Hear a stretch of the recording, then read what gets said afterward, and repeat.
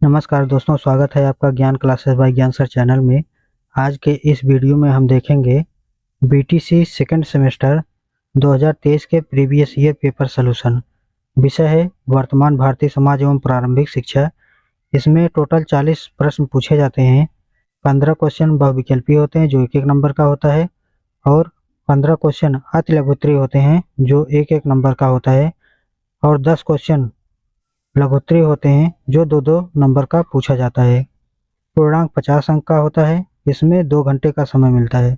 आइए पेपर को देख लीजिए, इसके बाद आगे चलते हैं। अगर आपको इसका पीडीएफ डाउनलोड करना है तो नीचे डिस्क्रिप्शन में लिंक डाल दे रहे हैं, वहां से जाकर के डाउनलोड कर लीजिएगा। तो आइए आगे चलते हैं। वस्तुनिष्ठ प्रश्न को लेते हैं। इसमें पहला क्वेश्चन है, एमिल पुस्तक के लेखक हैं। पहला विकल्प है कांट, दूसरा विकल्प है प्लेटो, तीसरा विकल्प है रूसो, चौथा विकल्प है अरस्तु। तो इसका राइट आंसर हो जाएगा तीसरा, रूसो। क्वेश्चन संख्या 2 है, आदर्शवादी शिक्षा शास्त्री नहीं है। पहला विकल्प है प्लेटो, दूसरा विकल्प है रविंद्रनाथ टैगोर, तीसरा विकल्प है महात्मा गांधी, चौथा विकल्प है मारिया मॉन्टेसरी। तो इसका राइट आंसर हो जाएगा चौथा, मारिया मॉन्टेसरी। क्वेश्चन संख्या 3 है, शिक्षा विकास है एवं विकास करना तथा अभिवृद्धि करना ही जीवन है, यह कथन है। पहला विकल्प है जॉन डेवी का, दूसरा विकल्प है प्लेटो का, तीसरा विकल्प है कांट का, चौथा विकल्प है अरस्तु का। तो इसका राइट आंसर हो जाएगा पहला, जॉन डेवी का। आगे चलते हैं। क्वेश्चन संख्या 4 है, शिक्षा प्राप्त करने के लिए प्रव्रज्य संस्कार होता था।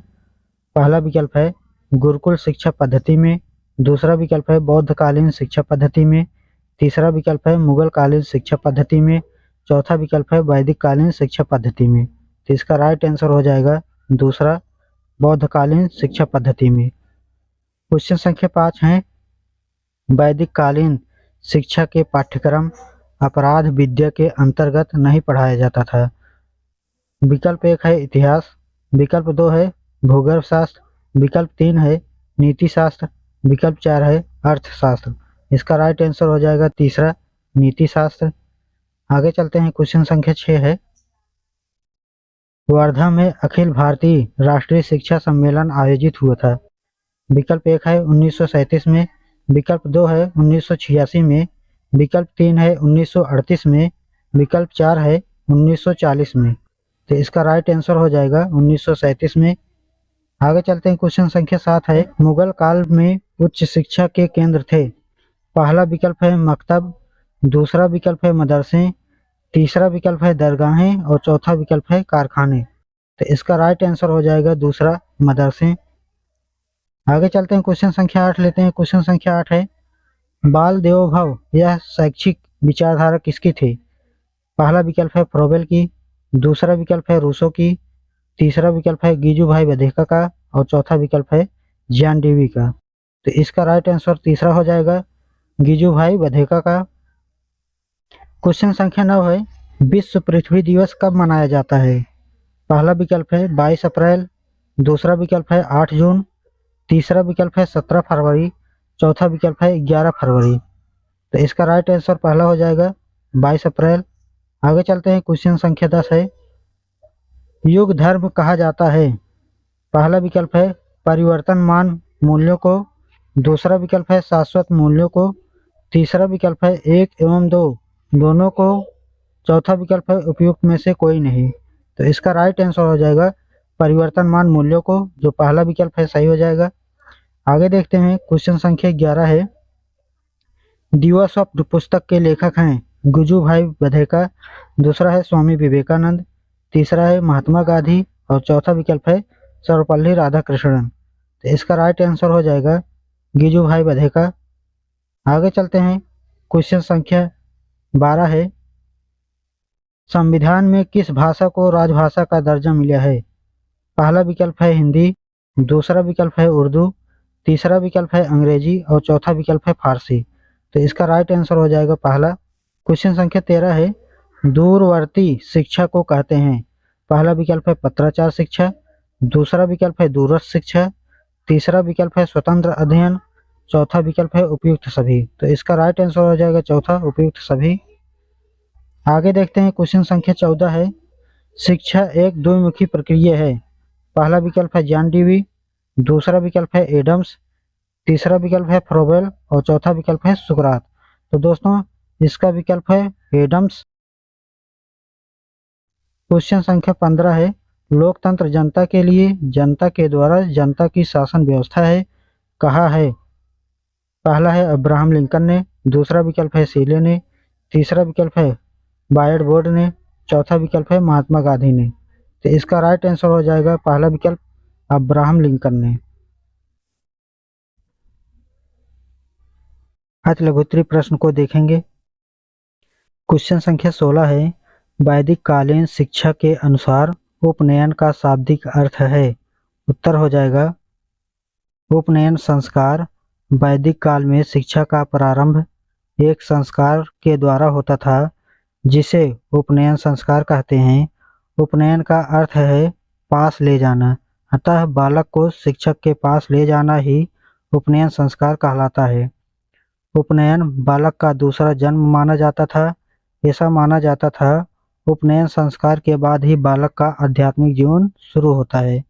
क्वेश्चन संख्या 17 है, जल संचयन की उपयोगिता बताइए।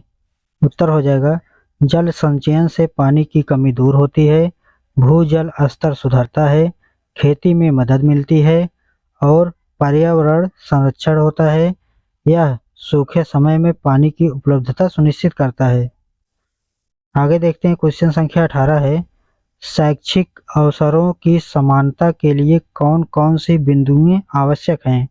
उत्तर हो जाएगा शैक्षिक अवसरों की समानता के लिए सभी छात्रों के लिए गुणवत्तापूर्ण शिक्षा, आर्थिक सहायता, तकनीकी संसाधनों तक पहुंच, लैंगिक और जातिगत भेदभाव से मुक्ति और क्षेत्रीय असमानताओं को कम करना आवश्यक है। क्वेश्चन संख्या 19 है, बाल श्रमिक बनने के मुख्य कारण क्या हैं।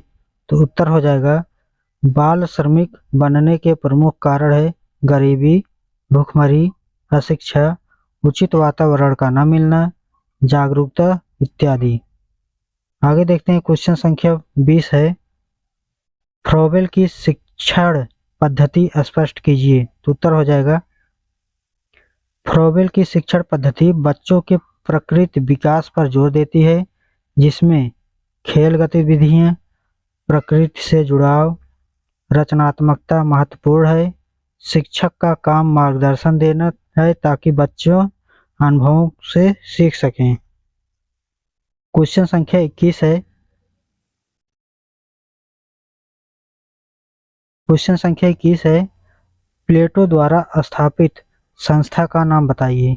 तो उत्तर हो जाएगा प्लेटो द्वारा स्थापित संस्था का नाम एकेडमी है। यह प्राचीन ग्रीस में स्थित थी। क्वेश्चन संख्या 22 है, प्रयोजनवाद के किन्हीं दो गुण दोष का उल्लेख करिए। तो उत्तर हो जाएगा प्रयोजनवाद के दो गुण। पहला है प्रयोजनवाद भौतिक दृष्टिकोण प्रदान करता है। इस प्रकार प्रयोजनवाद बालकों को व्यवहारिक जीवन के लिए तैयार करता है। दूसरा है शिक्षा दर्शन के रूप में प्रयोजनवाद एक प्रगतिशील दर्शन है। यह दर्शन शिक्षा को सामाजिक, गतिशील तथा विकास की प्रक्रिया मानता है। यह विचार ने प्रगतिशील शिक्षा को जन्म दिया है। देखते हैं प्रयोजनवाद के दो दोष। पहला है प्रयोजनवाद आध्यात्मिक गुणों को महत्व नहीं देता, यह केवल इसी लोक में बल देता है। दूसरा है प्रयोजनवाद हमें केवल भौतिक दृष्टिकोण प्रदान करता है। क्वेश्चन संख्या 23 है, पर्यावरण संरक्षण में विद्यालय की दो मुख्य भूमिकाएं बताइए। तो हेडिंग हो जाएगा विद्यालयों की पर्यावरण संरक्षण में दो भूमिकाएं हैं। पहला है शिक्षा और जागरूकता। विद्यालय छात्रों को पर्यावरण संरक्षण के महत्व के बारे में शिक्षित करते हैं, जिससे वे इसे समझें और अपनाएं। दूसरा हो जाएगा प्रोजेक्ट और गतिविधियां। विद्यालय स्वच्छता अभियान, वृक्षारोपण, रिसाइकलिंग जैसे प्रोजेक्ट आयोजित कर छात्रों में सक्रिय भागीदारी को बढ़ावा देते हैं। क्वेश्चन संख्या 24 है, बुनियादी शिक्षा का आरंभ किसने किया? तो उत्तर हो जाएगा, बुनियादी शिक्षा का आरंभ महात्मा गांधी ने किया था। क्वेश्चन संख्या 25 है, राज्य से क्या अभिप्राय है? उत्तर हो जाएगा, राज्य एक संगठित राजनीतिक इकाई है जिसमें एक निश्चित भूभाग, जनसंख्या और सरकार होती है। इसका उद्देश्य नागरिकों की सुरक्षा और सामाजिक आर्थिक विकास करना है। क्वेश्चन संख्या 26 है, मल्टीमीडिया क्या है? उत्तर हो जाएगा, मल्टीमीडिया एक सूचना प्रसारण का तरीका है जिसमें टेक्स्ट, ऑडियो, वीडियो, चित्र और एनिमेशन को मिलाकर प्रस्तुत किया जाता है। क्वेश्चन संख्या 27 है, स्त्री शिक्षा के विषय में प्लेटो का क्या मत था? उत्तर हो जाएगा, स्त्री शिक्षा के विषय में प्लेटो का मत था कि स्त्री और पुरुष के बीच शिक्षा का भेदभाव न हो और दोनों को शिक्षा में एक ही समानता प्रदान होना। क्वेश्चन संख्या 28 है, भूमंडलीकरण को परिभाषित करें। उत्तर है, भूमंडलीय वह प्रक्रिया है जिसके द्वारा वस्तुओं, सेवाओं और सूचनाओं का जो राष्ट्रीय सेवाओं का आर पार स्वतंत्र रूप से संचरण करना, जैसे वस्तुओं, सेवाओं, व्यक्तियों और सूचनाओं का वर्णन करना। आगे देखते हैं, क्वेश्चन संख्या 29 है, लैंगिक समानता से क्या समझते हैं? उत्तर हो जाएगा, पुरुष और स्त्री को समान अधिकार प्राप्त हो, उन्हें ही लैंगिक समानता कहते हैं, जिनमें दोनों में भेदभाव नहीं किया जाए। क्वेश्चन संख्या 30 है, स्वामी विवेकानंद के अनुसार जन शिक्षा क्या है? उत्तर हो जाएगा, स्वामी विवेकानंद जी के अनुसार मेरे विचार से जन साधारण की अवहेलना करना महान राष्ट्रीय पाप और हमारे पतन का कारण है। लघुत्तरी प्रश्न को देखते हैं। क्वेश्चन संख्या 31 है, शिक्षा की अवधारणा स्पष्ट करते हुए इसके महत्व बताइए। तो उत्तर हो जाएगा, शिक्षा का अर्थ ज्ञान और कौशल का विकास करना है जो व्यक्ति को व्यक्तिगत और सामाजिक स्तर पर सशक्त बनाता है। यह सोचने की क्षमता, निर्णय लेने और समस्याओं को हल करने की क्षमता को बढ़ाती है। शिक्षा से रोजगार के अवसर भी मिलते हैं और समाज में सकारात्मक परिवर्तन आता है। क्वेश्चन संख्या 32 है, निःशुल्क एवं अनिवार्य बाल शिक्षा क्या है? यह बालकों के विकास में किस प्रकार सहायक है? तो उत्तर हो जाएगा, सरकार की इस कड़ी में एक बड़ी पहल निःशुल्क एवं अनिवार्य शिक्षा पाने का बच्चों का अधिकार अधिनियम 2009 है, जो इससे पूर्व संविधान संशोधन अधिनियम द्वारा शिक्षा पाने के अधिकार को मौलिक अधिकार के रूप में स्वीकार कर लिए जाने को कार्यरत प्रदान किए जाने से संबंधित है। इस अधिनियम के माध्यम से सबके लिए शिक्षा के लक्ष्य को प्राप्त करने का मार्ग प्रशस्त हो गया है। इस अधिनियम के लागू होने के साथ ही भारत के 6 से 14 वर्ष तक के आयु वर्ग के सभी बच्चों को निःशुल्क एवं अनिवार्य शिक्षा के दायरे में लाया गया है। आगे देखते हैं, क्वेश्चन संख्या 33 है, फ्रावेल के अनुसार शिक्षा के क्या उद्देश्य हैं? तो उत्तर हो जाएगा, फ्रावेल के अनुसार शिक्षा का उद्देश्य बच्चों के भीतर स्वाभाविक क्षमताओं का विकास करना है। उन्होंने इसे आत्म अभिव्यक्ति और आत्म प्रकटीकरण का माध्यम माना है। शिक्षा का उद्देश्य बच्चों को उनके परिवेश से जोड़ना, उनके मानसिक, शारीरिक और नैतिक विकास को प्रोत्साहित करना और उन्हें समाज का जिम्मेदार सदस्य बनाना है। आगे देखते हैं, क्वेश्चन संख्या 34 है, बुनियादी शिक्षा पर प्रकाश डालिए।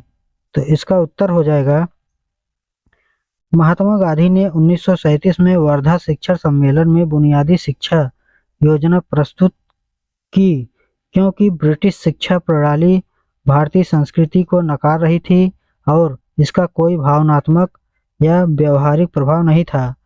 उन्होंने शिक्षा को मस्तिष्क, शरीर और आत्मा के समग्र विकास का माध्यम बताया। इन तीनों का सामंजस्यपूर्ण विकास न होने पर शिक्षा का कोई मूल्य नहीं है। आगे देखते हैं, क्वेश्चन संख्या 35 है, सामाजिक परिवर्तन में शिक्षकों की भूमिका स्पष्ट कीजिए। उत्तर हो जाएगा, शिक्षक सामाजिक परिवर्तन का प्रमुख सूत्रधार होता है। वह अपनी योग्यता और परिस्थिति के अनुसार समाज का नव निर्माण करता है। शिक्षक विद्यार्थियों को सामाजिक परिवर्तन से परिचित कराते हुए उनमें सही मूल्यांकन की क्षमता जागृत करता है, जिससे वे समाज में नवाचार और वैज्ञानिक दृष्टिकोण को अपनाने में सक्षम होते हैं। आगे देखते हैं, क्वेश्चन संख्या 36 है, औपचारिक एवं अनौपचारिक शिक्षा में अंतर स्पष्ट कीजिए। तो उत्तर हो जाएगा, हेडिंग डालिएगा, औपचारिक एवं अनौपचारिक शिक्षा में अंतर। लिखिएगा पहला, औपचारिक शिक्षा का उद्देश्य सामान्य तथा आदर्शात्मक होता है, जबकि अनौपचारिक शिक्षा का उद्देश्य वास्तविक, विशिष्ट, समयानुसार होता है। आगे देखते हैं, दूसरा है, औपचारिक शिक्षा सामाजिक जीवन की आकांक्षाओं, मान्यताओं, आदर्शों तथा आवश्यकताओं की प्रतीक है, जबकि अनौपचारिक शिक्षा का उद्देश्य व्यक्ति निहित आवश्यकताओं तथा समस्याओं की जानकारी तथा उनका समाधान है। तीसरा है, औपचारिक शिक्षा का क्षेत्र व्यापक है, यह नियंत्रित तथा क्रमिक है, जबकि अनौपचारिक शिक्षा क्षेत्र सीमित है। चौथा हो जाएगा, औपचारिक शिक्षा वर्तमान, अतीत तथा भावी जीवन की तैयारी है, जबकि अनौपचारिक शिक्षा वर्तमान पर अधिक बल देती है। 37 क्वेश्चन हो जाएगा, पर्यावरण प्रदूषण रोकने के उपाय सुझाइए। उत्तर हो जाएगा, पर्यावरण प्रदूषण रोकने के लिए सौर ऊर्जा और पवन ऊर्जा जैसी नवीनीकरण ऊर्जा स्रोतों का उपयोग करें, प्लास्टिक और हानिकारक रसायनों का उपयोग कम करें, वृक्षारोपण बढ़ाएं, जल और वायु के स्वच्छता नियमों का पालन करें, सार्वजनिक परिवहन को बढ़ावा दें और कचरे का उचित प्रबंधन करें। आगे देखते हैं, क्वेश्चन संख्या 38 है, समाज से आप क्या समझते हैं? शिक्षा एवं समाज के मध्य पारस्परिक संबंधों को बताइए। तो उत्तर हो जाएगा, शिक्षा समाज की आवश्यकताओं और आदर्शों के अनुसार होनी चाहिए। यह बच्चों में सामाजिक गुणों और भावनाओं का विकास करती है। शिक्षा का उद्देश्य है व्यक्ति को सामाजिक कुशलता प्रदान करना, ताकि वह अपने समाज में समायोजित हो सके। समाज अपनी परंपराओं और प्रथाओं की रक्षा के लिए शिक्षा का प्रबंध करता है, जो विकास और सभ्य के लिए आवश्यक है। आगे देखते हैं, क्वेश्चन संख्या 39 है, मानवीय मूल्य संपूर्ण सृष्टि के लिए आवश्यक है, विवेचना कीजिए। तो उत्तर हो जाएगा, आज का मनुष्य भौतिक सुख सुविधाओं पर स्वयं को केंद्रित कर रहा है और इन्हें प्राप्त करने के लिए वह किसी भी स्तर पर जा सकता है। धार्मिक संघर्ष, दहेज समस्या, नारी उत्पीड़न, अस्पृश्यता, मादक दवाओं और पदार्थों का सेवन, कर चोरी, कालाबाजारी, राजनीतिक भ्रष्टाचार आदि वह विशेषताएं उभर रही हैं जिन्होंने हमारे सुखद भविष्य की कल्पना पर प्रश्न चिन्ह लगा दिए हैं। इस कारण यदि हम एक सुखद व समृद्ध भारतवर्ष की कल्पना करना चाहते हैं, तो हमें छात्रों में उचित मानवीय मूल्यों का विकास करना होगा, क्योंकि मानवीय मूल्य संपूर्ण सृष्टि के लिए आवश्यक है। आगे देखते हैं, क्वेश्चन संख्या 40 है, जो लास्ट क्वेश्चन है, राष्ट्रीय शिक्षा नीति 1986 की 4 प्रमुख विशेषताएं बताइए। उत्तर हो जाएगा, राष्ट्रीय शिक्षा नीति 1986 की कुछ महत्वपूर्ण विशेषताएं। हेडिंग हो जाएगा, इसमें लिखिएगा, पहला, एक राष्ट्रीय शिक्षा संरचना। दूसरा है राष्ट्रव्यापी पाठ्यक्रम की रचना। तीसरा है शैक्षिक अवसरों की समानता पर बल। चौथा है दक्षता एवं प्रभावकारिता का प्रोत्साहन। पांचवा है व्यावसायिक शिक्षा।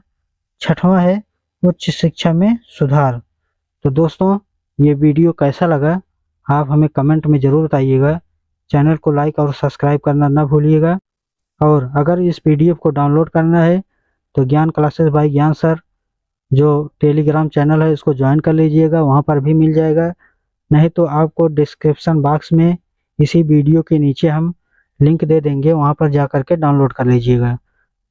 तो आज के लिए बस इतना ही। नेक्स्ट वीडियो में फिर मुलाकात होगी।